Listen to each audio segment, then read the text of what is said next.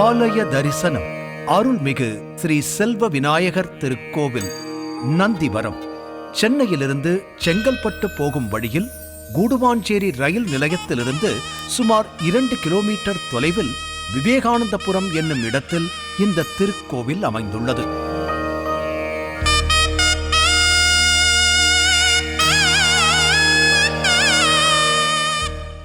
நந்திவரம் மரங்கள் நிறைந்த இயற்கை சூழல் கொண்ட இடம். இங்கு அருள்மிகு ஸ்ரீ செல்வ விநாயகர் திருக்கோவில் அமைந்திருக்கிறது. இந்த திருக்கோவிலின் பிரதான மூலவர் ஸ்ரீ செல்வ விநாயகர். திருக்கோவிலின் முகப்பில் விநாயகர் உருவம் அமைக்கப்பட்டு அவரின் 2 புறமும் பூதகணங்கள் அமைக்கப்பட்டிருக்கின்றனர். இவர் மேற்கு திசை நோக்கி வலம்புரி விநாயகராக சிறப்பு அம்சத்துடன் அமர்ந்து அருள் பாலிக்கிறார். இங்கு விநாயகர் தன் தும்பிக்கையை வலப்புறம் சுழித்து இருப்பார். வலப்பக்கம் தும்பிக்கை சுழித்துள்ள விநாயகர் வலம்புரி விநாயகர் என்றும், இடப்பக்கம் தும்பிக்கை சுழித்துள்ள விநாயகரை இடம்புரி விநாயகர் என்றும் அழைப்பார்கள். தும்பிக்கையின் சுழி எப்படி இருந்தாலும் 2 விநாயகர்களும் பக்தர்கள் கேட்கும் வரங்களை தந்து அவர்களின் வினைகளை தீர்ப்பர். வலம்புரி விநாயகரை ஒரு சில குறிப்பிட்ட ஆலயங்களில் மட்டுமே வழிபட முடியும். அப்படிப்பட்ட ஆலயங்களில் ஒன்றுதான் இந்த திருக்கோவில். வலம்புரி விநாயகருக்கு என்று ஒரு சிறப்பு அம்சம் உண்டு. இவரது தும்பிக்கையின் வளைவு ஓம் என்ற பிரணவ மந்திரத்தின் அமைப்பை ஒத்திருக்கும். இவரது தும்பிக்கை வாய்ப்பகுதியில் வலது ஓரம் ஆரம்பித்து கன்னம் வழியாக சுழன்று தொந்தி வழியாக சுழன்று தும்பிக்கை வலதுபுறமாக வளைந்து இருக்கும்.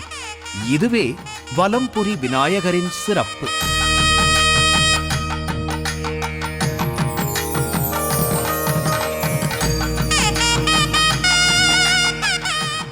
ஒரு சமயம் சிவபெருமான் 2 முறை ஸ்ரீ மகாவிஷ்ணுவின் வலம்புரி சங்கை கவர்ந்து சென்று விட்டாராம். பின் அவர் வந்து கேட்க, அந்த சங்கு என்னிடத்தில் இல்லை, அதை என் மகன் விநாயகன் வைத்திருக்கிறான் என்றாராம். ஸ்ரீ மகாவிஷ்ணு பல முறை அலைந்து திரிந்து விநாயகரிடமிருந்து அவரது வலம்புரி சங்கை திரும்பப் பெற்றார் என்கிறது புராண வரலாறு. இப்படி பல நாள் வலம்புரி சங்கை தனது தும்பிக்கையில் வலது பக்கம் வைத்திருந்ததால் இவரை வலம்புரி விநாயகர் என்று அழைக்கின்றனர். ஸ்ரீ மகாவிஷ்ணுவின் சங்கை இவர் வைத்திருந்த காரணத்தால் வலம்புரி விநாயகரை வணங்கிட சகல காரியங்களும் சித்தியாகும் என்பதாக கூறுவர். ஒருவரது வாழ்வில் வளமை, வல்லமை, செல்வம் செழித்தோங்க செய்பவராக வலம்புரி விநாயகர் திகழ்கிறார்.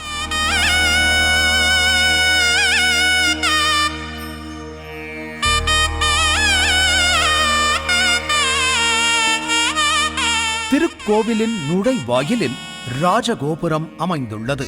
ஸ்ரீ விநாயகர் சன்னதிக்கு முன்பாக கொடிமரமும் பலிபீடமும் அமைக்கப்பட்டு உள்ளது.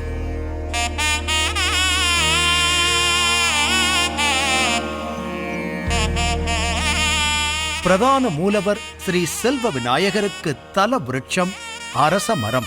ஸ்ரீ செல்வ விநாயகர் சன்னதிக்கு வலது பக்கம் பின்புறமாக மகா வில்வ மரத்தை தல விருட்சமாக கொண்டு ஸ்ரீ சந்திர மௌலீஸ்வரர் சன்னதி அமைந்துள்ளது. இங்கு ஸ்ரீ சந்திர மௌலீஸ்வரர் மேற்கு முகமாக ஸ்ரீ நந்தீஸ்வரருடன் அருள் பாலிக்கிறார்.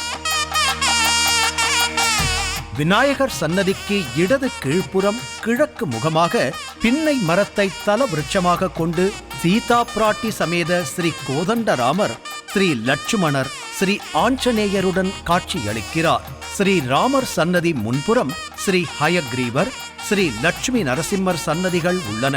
ஸ்ரீ ராமரின் சன்னதிக்கு பின்புறம் ஸ்ரீ யோக நரசிம்மர், ஸ்ரீ சக்கரத்தாழ்வார் சன்னதிகள் உள்ளன. ஸ்ரீ ராமர் சன்னதி முன்பக்கம் கொடிமரத்துடன் கூடிய ஸ்ரீ ராம பக்த ஆஞ்சநேயர் காட்சியளிக்கிறார். ஸ்ரீ கோதண்டராமர் சன்னதிக்கும் ஸ்ரீ பக்த ஆஞ்சநேயர் சன்னதிக்கும் இடையில் உள்ள 2 பக்க தூண்களிலும் ஸ்ரீ மகாவிஷ்ணுவின் மச்ச அவதாரம் முதல் கல்கி அவதாரம் வரையிலான தசாவதார சுதை சிற்பங்கள் மிக அழகாக அமைக்கப்பட்டுள்ளன. மூலவர் ஸ்ரீ செல்வ விநாயகர் சன்னதியை சுற்றி பரிவார மூர்த்திகளாக ஸ்ரீ சூரிய பகவான், ஸ்ரீ ஆதி துர்க்கையம்மன், ஸ்ரீ மகாவிஷ்ணு, எதிரில் பெரிய திருவடி என்று அழைக்கப்படும் ஸ்ரீ கருடாழ்வாரும், தெற்கு முகமாக ஸ்ரீ தட்சிணாமூர்த்தி சுவாமியும், மேற்கு முகமாக ஸ்ரீ பாலமுருகன் சன்னதிகளும் அமைந்துள்ளன. ஸ்ரீ விநாயகர் சன்னதிக்கு வலதுபுறமாக ஸ்ரீ திரிபுர சுந்தரி அம்மன் நின்ற கோலத்தில் தென் திசை நோக்கி அருள் பாலிக்கிறார். அவருக்கு எதிரில் ஸ்ரீ விஷ்ணு துர்க்கை வடதிசை நோக்கி நின்ற கோலத்தில் சன்னதி கொண்டுள்ளார். கோவிலின் வடமேற்கில் ஸ்ரீ வள்ளி தேவசேனா சமேத ஸ்ரீ செந்திலாண்டவர் தென் திசை நோக்கி சன்னதி கொண்டு அருள் பாலிக்கிறார். அவருக்கு முன்புறமாக ஸ்ரீ ஐயப்ப சுவாமியும், ஸ்ரீ கருப்பண்ண சுவாமி, ஸ்ரீ மஞ்சமாதாவுடன் கிழக்கு முகமாக சன்னதி கொண்டு அருள் புரிகின்றனர். திருக்கோவிலின் வடகிழக்கு மூலையில் விளக்கேற்றும் மாடத்துடன் நவக்கிரக சன்னதி அமையப் பெற்றுள்ளது. அதன் அருகில் வில்வ மரங்கள் வளர்ந்து காணப்படுகின்றன. நவக்கிரக சன்னதி அருகில் ஸ்ரீ கால பைரவர் மேற்கு முகமாக சன்னதி கொண்டுள்ளார். ஸ்ரீ சந்திரமௌலீஸ்வரர் சன்னதிக்கு வலதுபுறம் ஸ்ரீ சண்டிகேஸ்வரர் சன்னதி அமைந்துள்ளது. ஈசனின் சன்னதிக்கு முன்புறம் துவாரபாலகர்கள் உள்ளனர். சந்திரமௌலீஸ்வரர் பற்றி சற்று விரிவாக தெரிந்து கொள்ளலாம். நவக்கோள்களில் முதலிடத்தில் இருப்பவர் சூரியன், இரண்டாம் இடத்தில் இருப்பவர் சந்திரன். அத்திரி மகரிஷி மற்றும் அனுசுயா இவர்களுக்கு பிறந்தவர்தான் சந்திர பகவான். இவர் தேவகுருவான பிரகஸ்பதியிடம் கல்வி கற்று சகல கலைகளிலும் தேர்ச்சி பெற்றார். பின்னர் திருமாலை நோக்கி தவமிருந்து பல வரங்களை பெற்றார். பார்க்கடலில் தோன்றும் பொழுது தன் உடலில் அமிர்த கலைகளை பெற்றதால் மிகவும் அழகாக விளங்கினார். அதன் பிறகு 9 நவக்கிரகங்களிலும் முக்கியமான பதவியும் பெற்றுக் கொண்டார். இவரது ஆற்றலைக் கண்ட தக்ஷ பிரஜாபதி என்னும் அரசன் தன்னுடைய 27 பெண்களை அவருக்கு திருமணம் செய்து கொடுத்தார். அப்படி திருமணம் செய்து கொடுக்கும் சமயத்தில் தன்னுடைய 27 பெண்களையும் சமமாக நடத்த வேண்டும் என்று ஒரு நிபந்தனையும் வைத்தார். அஸ்வினி முதல் ரேவதி வரை உள்ள 27 நட்சத்திரங்களே அந்த பெண்கள் ஆவர். திருமணம் முடிந்து சிறிது காலம் சென்றபின் சில காரணங்களால் கார்த்திகை மற்றும் ரோகிணி ஆகிய 2 மனைவிகளிடம் மட்டுமே சந்திரன் அன்பு அதிகமாக செலுத்தினார். இதனால் பாதிக்கப்பட்ட மற்ற 25 பத்னிகளும் தங்கள் தந்தையான தக்ஷ பிரஜாபதியிடம் முறையிட்டனர். அதைக் கேட்டு ஆத்திரம் கொண்ட முனிவர் தினம் ஒரு கலையாக கலைந்து 15 நாட்களில் அவன் உருவம் அழிந்து போகும்படி சந்திரனுக்கு சாபம் விட்டார். இதனால் அதிர்ச்சியடைந்த சந்திரன் ஒவ்வொரு நாளும் ஒரு கலையாக தேய ஆரம்பித்தார். சாப விமோசனம் பெறுவதற்காக பலரிடம் உபாயம் கேட்டார்.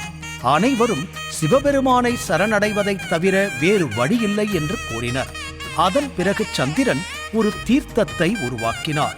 அதில் நீராடிவிட்டு சிவபெருமானை நினைத்து கடும் தவம் புரிந்தார். அதற்குள் 14 நாட்கள் கழிந்துவிட்டன. இன்னும் ஒரு நாள்தான் மிச்சமிருந்தது. நல்ல வேளையாக சிவபெருமான் தக்க நேரத்தில் சந்திரனின் தவத்திற்கு மனம் இறங்கினார். மிச்சமிருந்த ஒரு கலையை சிவபெருமான் எடுத்து தன் தலையில் சூடிக்கொண்டார். அவரது அருளால் தினமும் ஒரு கலையாக வளர்ந்து 15வது நாளன்று பூரணமாக பிரகாசிப்பார் என்று அருள் புரிந்தார். இது எதற்கு என்றால், மிகவும் தபஸ்வியான தக்ஷ பிரஜாபதியின் சாபத்தை யாராலும் மாற்ற முடியாது என்பதால் இப்படி ஒரு வரத்தை அருளினார். 15 நாளில் பூரண ஒளியாக பௌர்ணமியாக பிரகாசித்த பிறகு மீண்டும் ஒவ்வொரு கலையாக தேய்ந்து கருமையாவாய் என்று அருளினார். அன்றைய நாள் அமாவாசை என பெயர் பெறும் என்றும் கூறினார். சூரியனுடன் அமாவாசை சேரும் நாள் பித்ருக்களுக்கு தர்ப்பணம் செய்ய உகந்த புண்ணிய நாளாக கருதப்படும் என்றும், சூரியனுக்கு நேர் எதிரில் நீ சஞ்சாரம் செய்யும் நாள் பௌர்ணமி தினமாகும் என்றும் கூறினார். பௌர்ணமி அன்றைய தினத்தில் என்னை வழிபடுபவர்களுக்கு உன்னால் ஏற்படும் தோஷம் நீங்கும். அது மட்டுமில்லாமல் ஸ்ரீமன் நாராயணன் மற்றும் மகாலட்சுமிக்கும் பௌர்ணமி உகந்த நாளாகும். அன்றைய தினம் அவர்களை பூஜை செய்து வந்தால் வாழ்வில் அனைத்து நன்மைகளும் ஏற்படும் என்று அருளினார். இத்துடன் இன்னும் ஒரு புராண நிகழ்வும் சொல்லப்படுகிறது. ஒரு சமயம் விநாயகப் பெருமானை அவருடைய உருவத்தை பார்த்து சந்திரன் கேலி செய்ததாகவும், அதற்கு கோபப்பட்ட அவர் சந்திரனின் அழகு தேய்ந்து அகங்காரம் கொண்ட அவனது அழகு மறைந்து போய்விடும் என்று சாபம் விட்டதாக கூறுவார்கள். தன் தவறை உணர்ந்த சந்திரன் விநாயகப் பெருமானை வேண்டி மன்னிப்பு கேட்டதாகவும், அதற்கு 14 நாட்கள் உன் உருவம் தேய்ந்து கருமையடைவாய், அதன் பிறகு அடுத்த 14 நாட்கள் மெல்ல மெல்ல பொலிவு கொண்டு மீண்டும் பிரகாசிப்பாய், இவை முறையே கருமையடையும் நாள் அமாவாசை என்றும் பொலிவு பெறும் நாள் பௌர்ணமி என்றும் அறியப்படும் என்று அருள் புரிந்தார். சந்திரனின் ஒரு கலையை தன் தலையில் சூடிக்கொண்டதால் அன்று முதல் ஈசன் சந்திர மௌலீஸ்வரர் என்று பெயர் கொண்டார் என்பது புராண வரலாறு.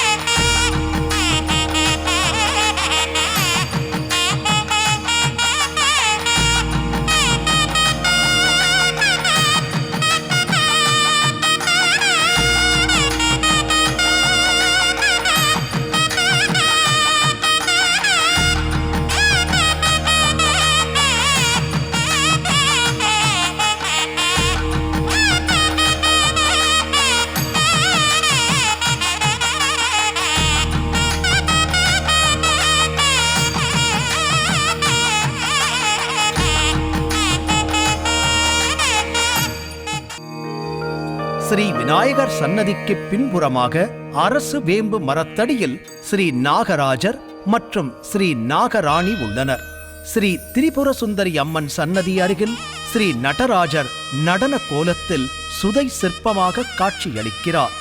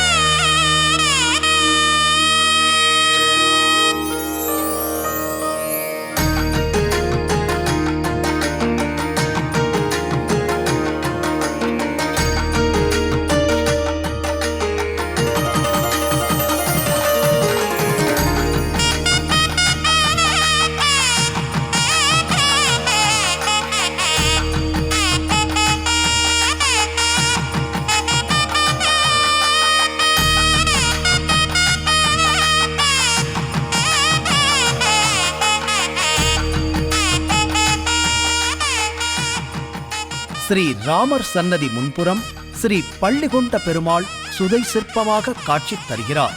கோவிலின் தென்மேற்கில் பெரிய கிணறு ஒன்று காணப்படுகிறது. இதில் வாஸ்து மீன்கள் வளர்க்கப்படுகின்றன. இந்த கிணற்று நீரை கொண்டுதான் சுவாமிகளுக்கு அபிஷேகம் செய்யப்படுகிறது.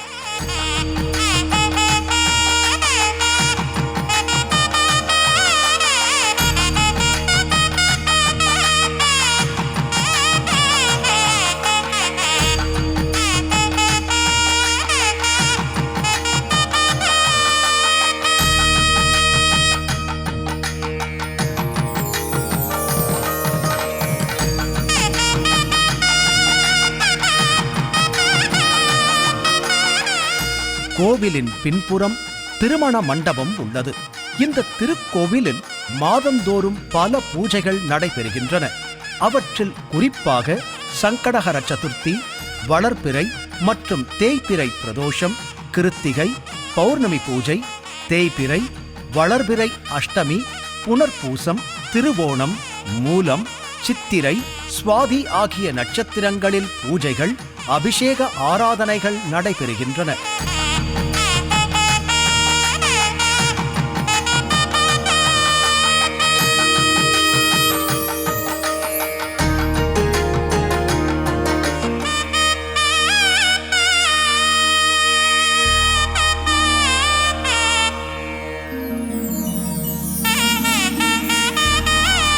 இந்த திருக்கோவிலில் ஸ்ரீ சந்திரமௌலீஸ்வர சுவாமிக்கும் ஸ்ரீ திரிபுர சுந்தரி அம்மனுக்கும், பெருமாள் பிரம்மோற்சவம் முடிந்து ஸ்ரீ சீதா, ஸ்ரீ ஸ்ரீராமருக்கும், கந்தசஷ்டி முடிந்து ஸ்ரீ வள்ளி தேவசேனா, ஸ்ரீ சுப்பிரமணியர் ஆகிய தெய்வங்களுக்கும் திருக்கல்யாணங்கள் நடைபெறுகின்றன. மேலும் பங்குனி உத்திரம், சித்திரா பௌர்ணமி, வைகாசி விசாகம், ஆடிப்பூரம், விநாயகர் சதுர்த்தி ஆகியவை விசேஷமாக நடைபெறுகிறது. நவராத்திரி காலங்களில் கொலுப்படிகள் அமைக்கப்பட்டு பொம்மைகள் அடுக்கி வைக்கப்படுகின்றன. அந்த நாட்களில் திரிபுர சுந்தரி அம்மன், ஸ்ரீ துர்க்கையம்மன் ஆகிய தெய்வங்களுக்கு ஊஞ்சல் உற்சவம் நடத்தப்படுகிறது. ஐப்பசி பௌர்ணமி அன்ன அபிஷேகம், கந்தசஷ்டி விழா, கார்த்திகை தீபத் திருவிழா, ஹனுமன் ஜெயந்தி, ஸ்ரீ ராம நவமி, ஸ்ரீ ஐயப்ப சுவாமிக்கு மலர் பூஜை நடைபெறுவதுடன் ஆடி மாதம் 3ஆம் வெள்ளியன்று திருவிளக்கு பூஜை, சனி பெயர்ச்சி, குரு பெயர்ச்சி, ராகு கேது பெயர்ச்சி, ஆருத்ரா தரிசனம், வைகுண்ட ஏகாதசி, கார்த்திகை மாதம் 3வது சோமவாரம் 108 சங்கு அபிஷேகம், தைப்பூசம் பால்குட நிகழ்ச்சி என்பது போன்ற பல திருவிழாக்கள் நடத்தப்படுகின்றன. அனைவரும் சென்று தரிசிக்க வேண்டிய ஒரு தலம். ஆலய தரிசனம் காண்போம். ஸ்ரீ செல்வ விநாயகர் அருள் அனைவருக்கும் கிடைக்க வேண்டி பிரார்த்திப்போம்.